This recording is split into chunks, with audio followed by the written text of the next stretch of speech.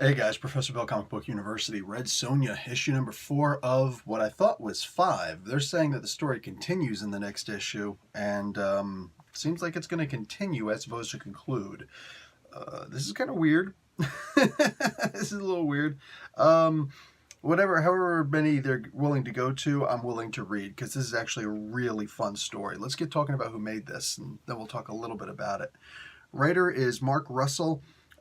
Illustrators Mirko Kolak and Bob Q. Colors Dirbla Kelly and Bob Q. Letters Hassan Otsmane-Elhaou. And packaging and editor Nate Crosby. All right. So this is chapter 4, The Brothers of Misfortune. Excuse me. There's a whole bunch of covers involved in this too. And yeah, just go ahead and check online to see all the different people making the covers. So I really like the relationship that Red Sonja has. So, she keeps on being called Sonja the Red in this. Whatever. I love that her and her cousin have this incredibly awesome freaking relationship in here. Fyodor.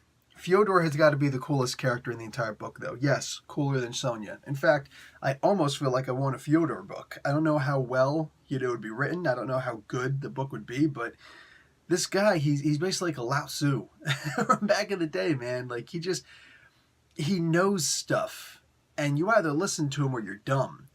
And Red Sonja, I didn't make the connection in the previous 2 issues. I don't think they were trying to show in the first as much, but whatever. This is the first issue where I realized they're kind of making her like Miyazaki Mumito. Oh, why do I not remember this guy's name? He wrote Gorin no Sho, The Book of Five Rings, Miyamoto Musashi. There we go. So Musashi Miyamoto was this incredible samurai, considered the greatest samurai back in the day.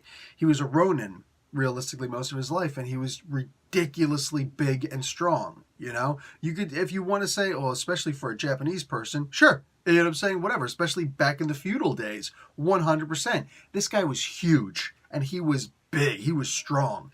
And he used to win all of his fights. And he was told, dude, you're not anything special. Like, you know, basically like a way of saying through providence, through genetics, you know, you're really strong and all this stuff. What happens when you meet somebody stronger? You're going to get your butt handed to you.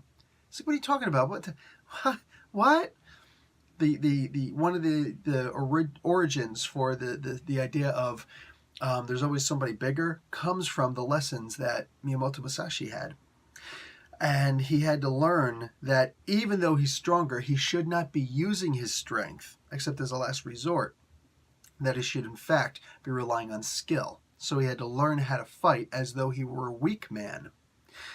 This was, you know, this led to one of the greatest books about being a warrior ever known. I know there's going to be a bunch of people saying, well, you can also use it for, you know, business world. And no, not really. Not really. You could take some lessons and, of course, apply it to that. You can also take some of the lessons how to go to the bathroom better. I mean, geez. At the end of the day, the book was written about being a great warrior.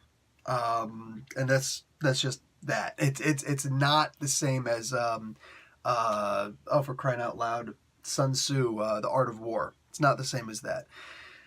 This was, this reminded me of that.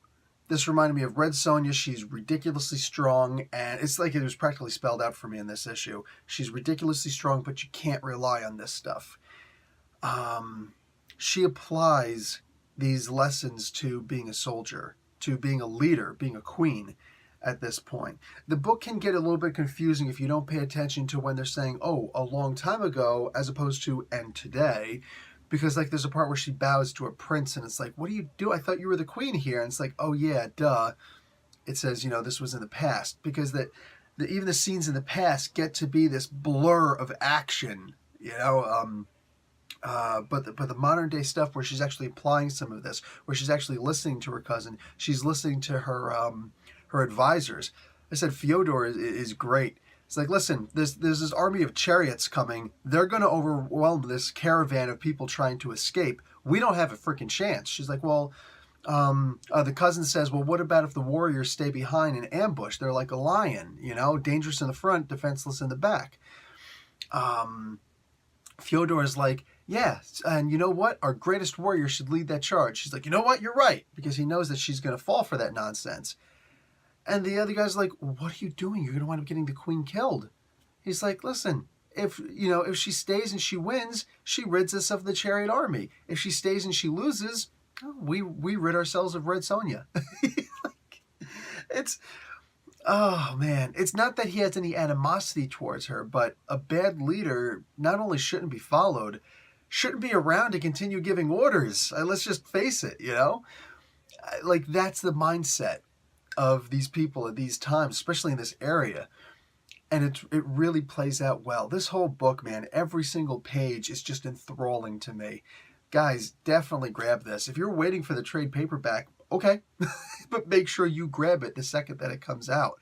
That's going to be it for me, guys. I'm out. Professor Bill, Comic Book University. Class dismissed.